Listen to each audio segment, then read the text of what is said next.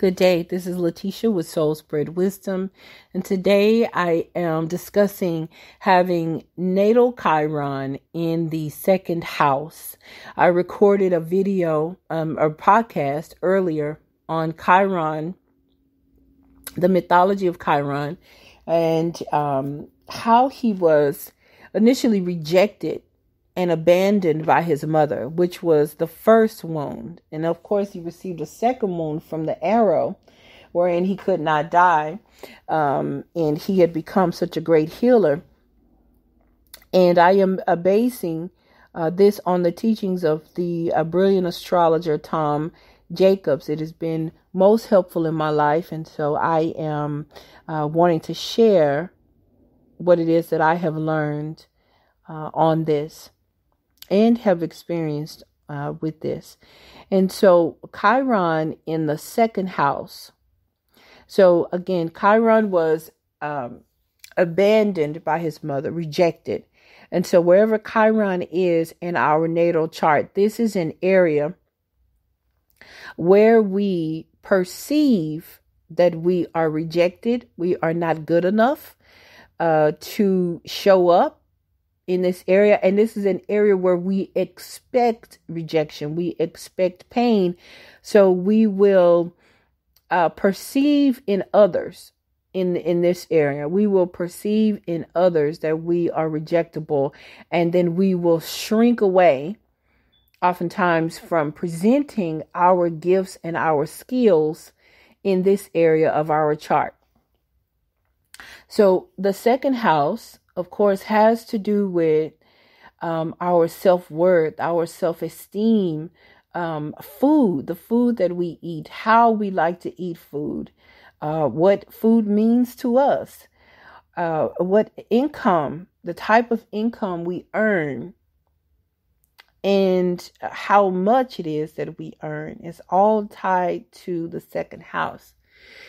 And so with Chiron in the second house, there is a wound as it relates to us feeling that we are worth earning income, whether we are worth receiving love, whether we are worth receiving value.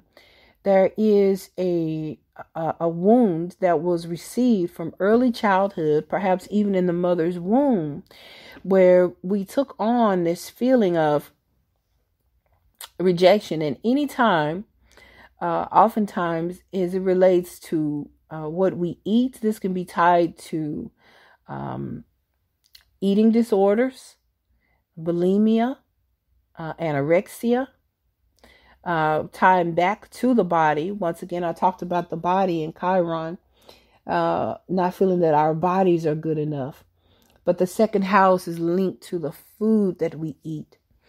And of course, food is oftentimes tied to self-worth and self-value, because when we feel better about ourselves, we are good to ourselves by putting nourishing foods in our bodies and treating our bodies well.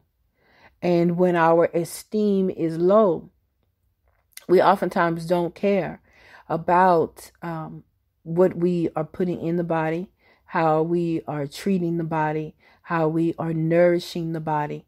This is the care for the first house, the care for the first house, the foundation or the provision for the first house is coming through the second house. So the first house is tied to the body. So caring for the body, making sure that the body is attended to, comes through the second house, which shows up in how we nourish ourselves and how we make money to care for our well-being, to make sure that this body has everything that it needs. So we have oftentimes taken on this energy and perceive that we don't deserve to have money. We don't deserve to care for the body. We don't deserve to, again, have good food. Everything is about, could be a poverty mindset. an impoverished way of thinking about ourselves in the world. That our value is not much. But it is an off perception. Again, where Chiron is, there is a feeling of being ostracized or pushed to the side in this area, but it also denotes great hidden talents and abilities that need to come to the forefront. So with Chiron here, the hidden ability that most likely needs to come to the forefront is an ability to work well with money, to work well with, like in an area of accounting, to work well with food, to be a great artisan and be able to create beautiful foods, because the second house is traditionally the Taurus house. So this is an area where you could be, again, a wonderful chef or baker, a person who can create beautiful flower arrangements, dealing with the earth, dealing beautifully with gardening, and working in these areas takes a complete ownership of who you are. Now, wherever Chiron is, there is a unique way that you have of doing things. It won't be like everyone else's way, the popular way of doing things, the most prominent way, the traditional way of doing things. Where Chiron is, there is going to be a uniqueness that, if it is cultivated, it will lead to mastery. It will lead to mastery. Chiron is a maverick of sorts as well, because he is outside of what everyone else is doing, but brilliant by the same token. So again, with this self-value, this self-worth, there could be a way of coaching other people, a unique way of coaching people to build their self-esteem and their self-worth. But what is required is a refusal to abandon yourself, abandon your uniqueness, abandon your unique way of working with food, working with income, creating income for yourself, that is on the fringes, that is different, that other people don't understand, they don't get it, but you come to the place where it does not matter whether they get it or not. It doesn't matter. You own it yourself. You own the fact that you have a unique way of seeing money and seeing income and seeing food and working with food and eating food and so forth, and finding value within yourself and the world around you.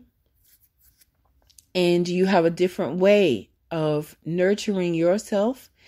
And with this comes a powerful healing of Chiron, a healing and an acceptance of yourself, where there is no power that rejection will have, where you get to the place where if the people don't accept me, it's okay.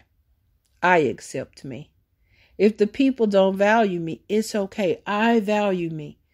I find myself lovely and beautiful. And this is something that is highly attractive to others around, and will generate more income for you here in the second house.